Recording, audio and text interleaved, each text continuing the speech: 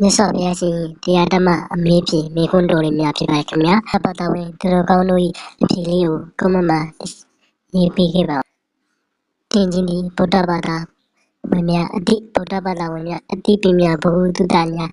ရှားစီရန်ရည်ရွယ်ခြင်းဖြစ်ပါတယ်ခင်ဗျာ။ဒီဖို့ကိုကြည်ကြည်အားပေးကြတော့သူတော်ကောင်းအပန်းလို့လည်းချမ်းသာခြင်းချမ်းသာခြင်းအားလုံးပြည့်စုံကြပါသည်လို့ဆုမွန်ကောင်းတောင်းပေးလိုက်ပါခင်ဗျာ။